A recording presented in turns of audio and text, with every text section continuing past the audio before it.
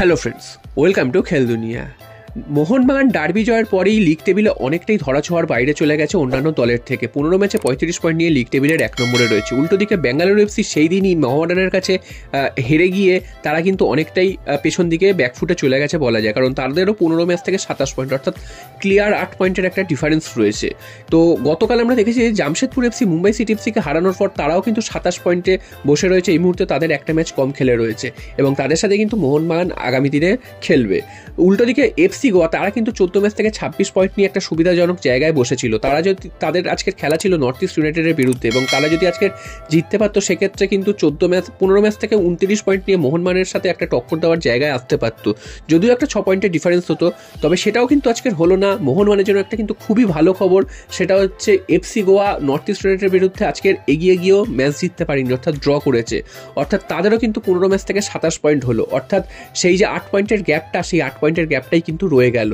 এখন সামনে রয়েছে কিন্তু জামশেদপুর এফসি, তাদের সামনে কিন্তু একটা সুযোগ রয়েছে। 14 ম্যাচ থেকে 27 পয়েন্ট নিয়ে তারা রয়েছে, একটা ম্যাচ কম খেলে রয়েছে। তো মোহনবাগানের সাথে কিন্তু পরের দিন জামশেদপুর এফসি খেলবে। তো সেই ম্যাচটা যথেষ্ট গুরুত্বপূর্ণ হতে চলেছে। তো তার আগে তোমরা বুঝতেই পারছো প্রথমেই স্ট্যাটগুলো কেন বললাম, কারণ এফসি গোয়া আজকে ড্র করাতে মোহনবাগানের অনেকটাই সুবিধা হলো। মোহনবাগানের লিগ জয়ের পথে কাঁটাগুলো কিন্তু এক এক করে সরে যাচ্ছে। যত সেকেন্ড বা থার্ড ফোর্থ টিম এরা পয়েন্ট নষ্ট করবে মোহনবাগানের জন্য কিন্তু অনেকটাই ভালো হবে। এবং মোহনবাগান যেভাবে দৌড়াচ্ছে এবং মোহনবাগানের আশেপাশে কিন্তু অন্য কোনো টিমকে ধরাছোঁয়ার বাইরেই দেখা যাচ্ছে না, অর্থাৎ 8 পয়েন্টের একটা ডিফারেন্স তৈরি করে নিয়েছে। তো দেখা যাক মোহনবাগান এই অ্যাডভান্টেজটা কতদিন রাখতে পারে, নাকি এইভাবেই মোহনবাগান সবার ধরাছোঁয়ার বাইরে আস্তে আস্তে চলে যায়। এরপর চলে আসি আগামী শুক্রবার যে জামশেদপুর এফসির বিরুদ্ধে মোহনবাগান নামবে, তার অনুশীলন তো শুরু হয়ে গেছে এবং মোহনবাগানের জন্য এই ম্যাচটা খুব কঠিন হতে চলেছে, কারণ জামশেদপুর এফসির রিসেন্ট ফর্ম কিন্তু সেটাই বলছে।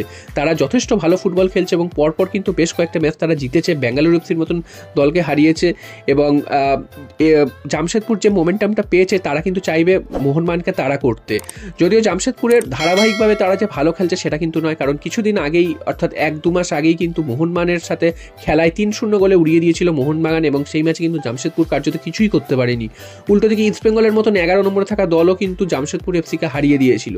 তো বুঝতেই পারছো এদের ধারাবাহিকতার একটা অভাব রয়েছে। তো মোহনবাগান যে ধরনের দল, সেখানে কিন্তু মোহনবাগান কোনোভাবেই জামশেদপুর এফসির বিরুদ্ধে পয়েন্ট নষ্ট করতে চাইবে না। যদিও মোহনবাগানের কাছে এটা অ্যাওয়ে ম্যাচ এবং মোহনবাগান এতটা এগিয়ে রয়েছে, তারপরেও তারা চাইবে যতটা সম্ভব লিডটাকে বাড়িয়ে নেওয়ার এবং অন্যান্য দলের ধরাছোঁয়ার বাইরে চলে যেতে।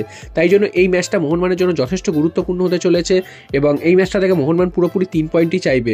যদিও মোহনবাগানের এই মুহূর্তে চোটাঘাত বলতে আশিক কুরুনিয়ান এবং অনিরুদ্ধ থাপা ছাড়া খুব একটা কারুর চোটাঘাত নেই এবং গ্রেগ স্টুয়ার্টকে প্রথম থেকেই খেলানোর চিন্তাভাবনা করছে মলিনাস, তেমনটাই কিন্তু শোনা যাচ্ছে। যদি গ্রেগ স্টুয়ার্ট প্রথম থেকে খেলে তাহলে কিন্তু মোহনবাগানের খেলাটা অনেকটাই খুলবে, যেটা কিন্তু গতদিনও ডার্বি দিন আমরা দেখেছি যে গ্রেগ স্টুয়ার্টকে 70 মিনিটের পর নামানো হয়েছে। তার আগে কিন্তু মাঝমাঠের খেলা একদমই ভালো হচ্ছিল না।